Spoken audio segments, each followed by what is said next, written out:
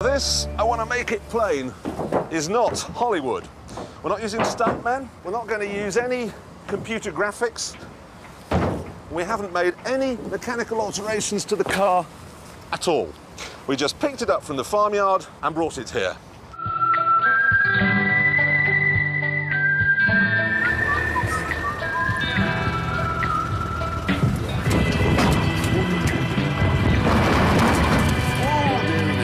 Uncomfortable.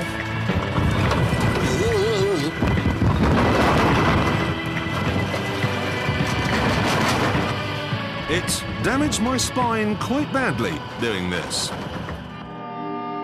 And then it set about damaging Bristol.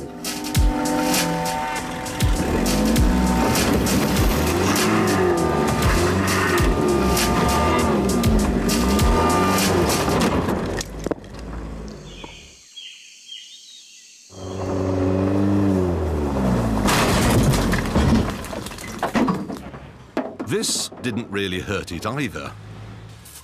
Yeah, battery's good, radiator's good. That'll buff out. That's got it.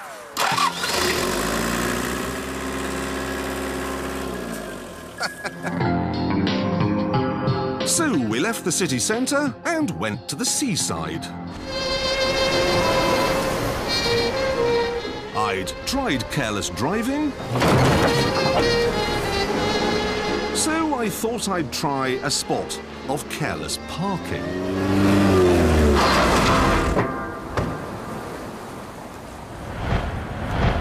Look what's happened.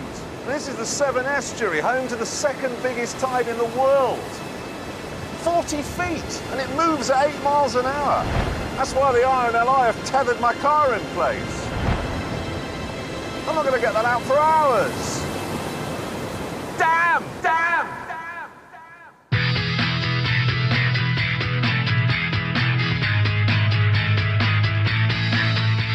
The lifeboatmen and locals thought it was all a huge laugh. So that's going to drown my car? Oh, yes. Well, when will I be able to get it out again? A few hours. Windscreen's still in.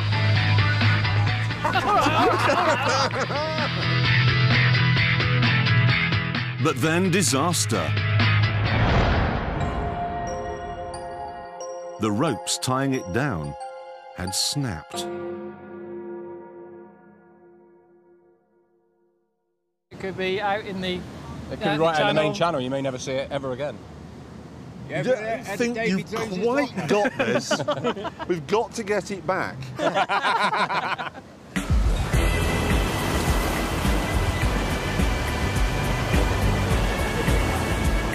Very kindly, they waded out to see if they could find it, but it had gone.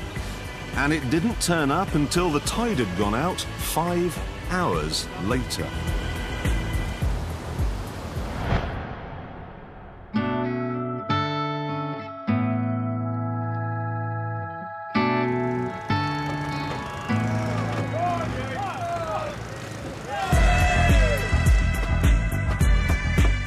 The silt had jammed the steering lock and the cylinders were flooded with seawater. It was a wreck, and though we'd brought a mechanic along, we had no spare parts. Things looked bleak.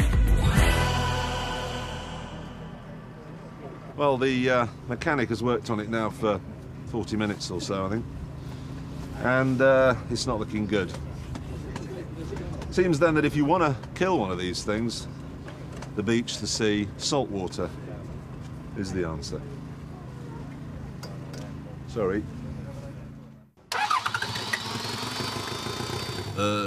Wrong.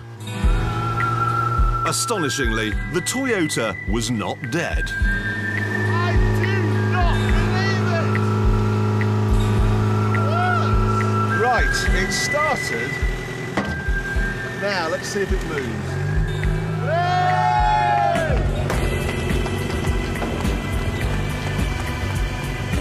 So it had survived the West Country, but would it survive our test track? The problem is, what can we do here that we haven't already tried?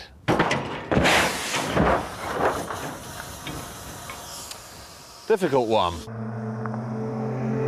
I mean, the only solid structure we have here is this, the Top Gear production office. And that won't stop it.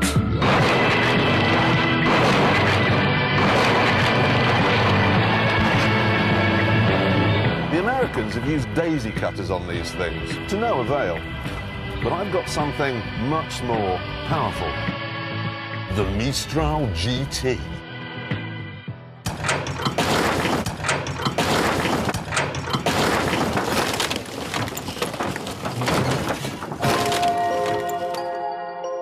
What do you have to do to kill one?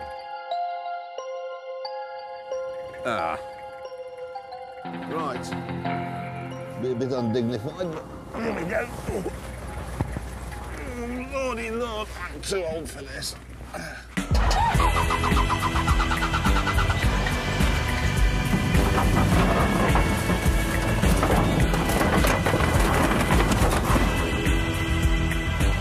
I honestly can't believe this. The steering's fine, the gearbox is fine, the low-range box is fine, the brakes are fine. Even the speedo's telling me we're doing 30. To give you an idea of just how strong this car still is, look what we've got here. It's used to fell skyscrapers. But look what happens when you thump it into the car.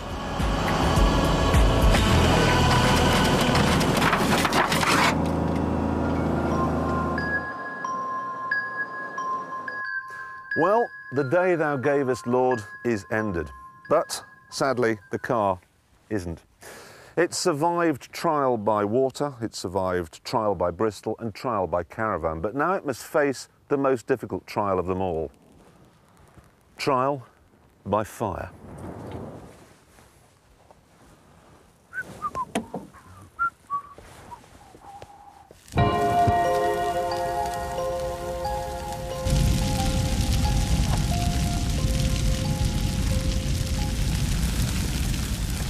That was phenomenal. I know, amazing. Be honest, did you really not change any bits? Not a thing, other than the windscreen. Because the C took the windscreen out, we had to put a new one in for driving through our production office. Otherwise, it would take my head off. So we put a new piece of Perspex in. That was it. Other than that, nothing. We just had hammers, spanners, and a bit of WD-40 to get the engine going after the C. All of which makes it more of a shame that in the end you killed it with fire. That was churlish. Well, that's the thing. You probably won't believe this, ladies and gentlemen. I want a huge round of applause. It is still working!